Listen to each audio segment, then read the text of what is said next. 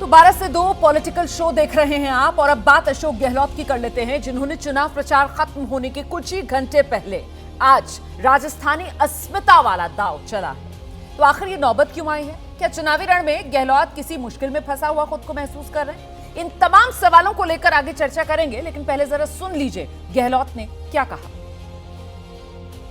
जब मैं इंचार्ज था वहां पर गुजरात के अंदर 17 के अंदर, प्रधानमंत्री जो अभिनेता भी तो हैं, जिस रूप में अभिनय करते हैं वो,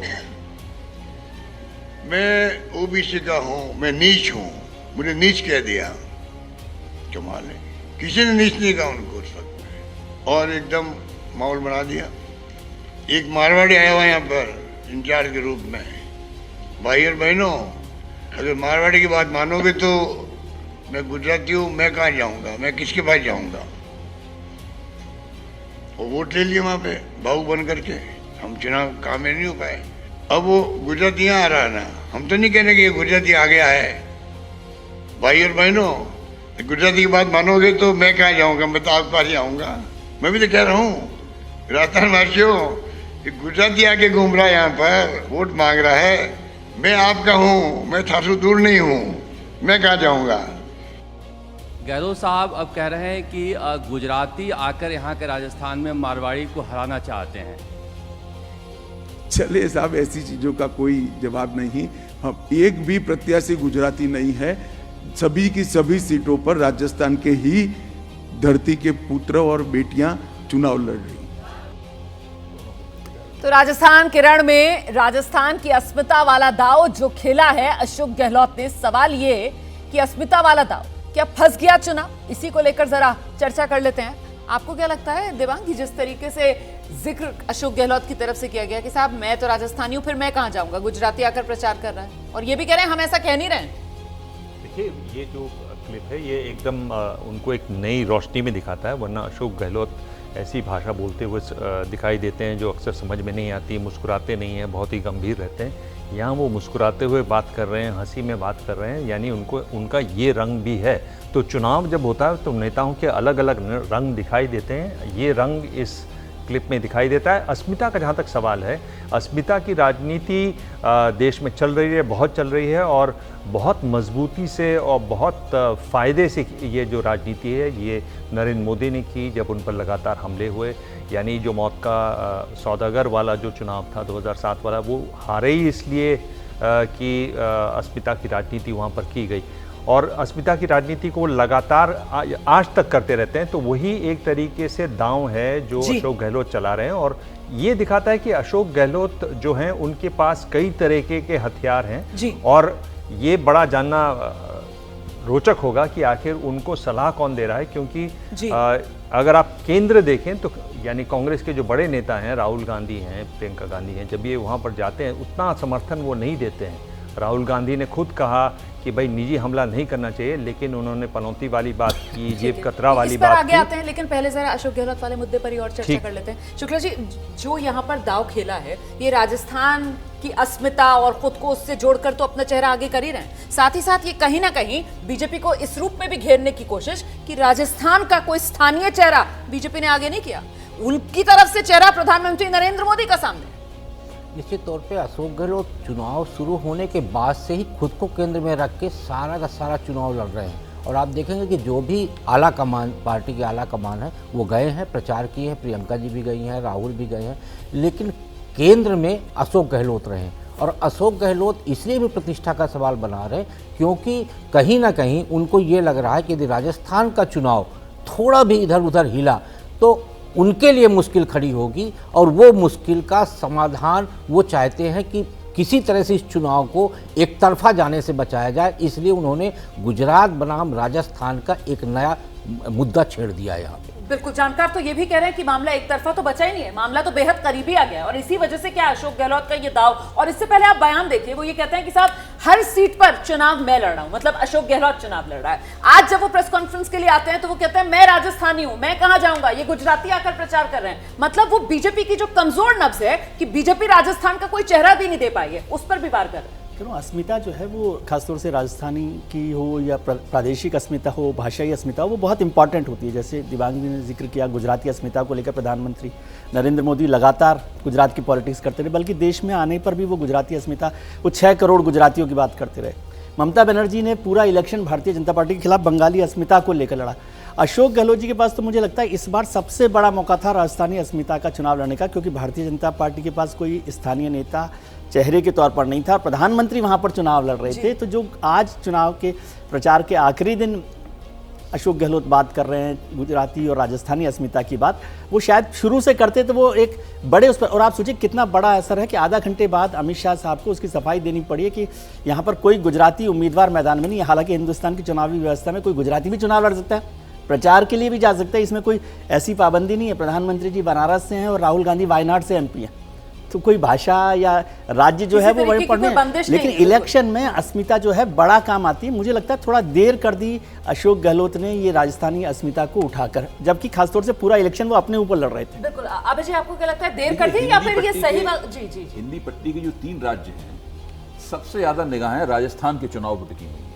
छत्तीसगढ़ और मध्य प्रदेश के बारे में सब लोग पहले से अंदाजा लगा सकते थे, मोटे तौर पर मुझे लगता है उनके अंदाजे सही साबित होंगे।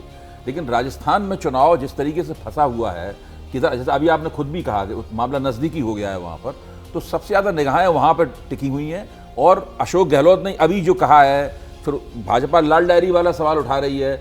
अब राजस्थान के नतीजे जो आएंगे वो वास्तव में मुझे लगता है कि वो काफ़ी भविष्य की राजनीति के लिए बहुत अहम होंगे। और अगर कांग्रेस राजस्थान में अच्छा प्रदर्शन करती है, जीते हारे, अगर वो चुनाव को फंसा देती है, तो इससे कांग्रेस के ग्राफ में बहुत ज़्यादा उछाल आएगा। ये देखिए कि ऐसा नहीं है कि इसका इस्तेमाल नहीं हुआ इन चुनावों में। अस्मिता का जो बहुत अच्छा इस्तेमाल और कांग्रेस की तरफ से जो इस्तेमाल हुआ वो छत्तीसगढ़ में हुआ। यानी भूपेश बघेल ने पूरी कोशिश की, पूरा बेस बनाया छत्तीसगढ़िया, सबसे बढ़िया छत्तीसगढ़ की भाषा, वहाँ के खेल, वहाँ के खान पान, वहाँ का रहन सहन। और उन्होंने क्या कहा कि इस समय छत्तीसगढ़िया अस्मिता और लोकतंत्र को हमें बचाना है ईडी और सीबीआई से, ये बड़ी लड़ाई है। यानी वो तो उस लेवल तक ले गए। तो एक तरीके से ऐसा नहीं कि कांग्रेस के नेताओं को मालूम नहीं था, पर मुझे लगा कि अशोक गहलोत थोड़ा और पहले आते, जैसे विजय कह रहे हैं, मैं सहमत हूँ, तो इससे उनको बड़ा फायदा हो सकता था। और जो इतना जोर से प्रचार हो रहा था वहाँ प्रधानमंत्री का और अमित शाह का, उस पर एक तरीके से वो एक सवाल पैदा करता, उस पर शायद थोड़ी रोक भी लगती। देखिए जो इन्होंने कहा है, विजयदान देथा का नाम हम सब लोगों को याद होगा, वो हिंदी के लेखक थे। बाद में उन्होंने कहा वो केवल राजस्थानी में लिखेंगे, वो हिंदी में एक चिट्ठी भी नहीं लिखेंगे। तो राजस्थानी अस्मिता भाषा के सवाल पे बहुत महत्वपूर्ण रही है। तो अब वो दाव जो खेला है अशोक गहलोत की तरफ से, और बिल्कुल चुनाव से पहले खेला गया है, कितना फायदा कांग्रेस को पहुंचा पाएगा, नतीजों के लिए 3 दिसंबर का आपको इंतजार करना होगा। तो 25 नवंबर को राजस्थान के लिए वोटिंग होगी विधानसभा चुनाव के लिए। और ऐसे में अब जिस तरीके से आखिरी दिन प्रचार के दिग्गजों की तरफ से जोर लगाया जा रहा है, और खासतौर से अशोक गहलोत जिस तरीके से सामने आए हैं राजस्थान की अस्मिता के मुद्दे को लेकर, सवाल ये कि गहलोत का ये आखिरी दाव क्या जिताएगा चुनाव? शुक्ला जी, मुझे लगता है कि आखिरी दाव निश्चित तौर पे चुनाव के लिए आखिरी कोशिश है, और ये कोशिश हर राजनीतिक व्यक्ति करता है। भारतीय जनता पार्टी की तरफ से भी जो लाल डायरी का इशू उठाया गया, उनकी तरफ से भी एक कोशिश की जा रही है कि किसी भी तरह से राज्य सरकार को भ्रष्टाचार के मुद्दे पे कटघरे में खड़ा कर दिया जाए। डायरी, भारतीय राजनीति में डायरियों का बड़ा महत्व रहा है, उन्होंने बहुत उलटफेर किए। हम सिर्फ जैन डायरी की बात नहीं करेंगे, बीपी सिंह की डायरी को लीजिए, राजीव गांधी के लिए बहुत हानिकारक हुई। सुब्रमण्यम स्वामी डायरी लेके आए, उन्होंने गांधी परिवार को कटघरे में खड़ा किया। अर्पिता मुखर्जी की डायरी ने पार्थ चटर्जी को जेल भिजवा दिया।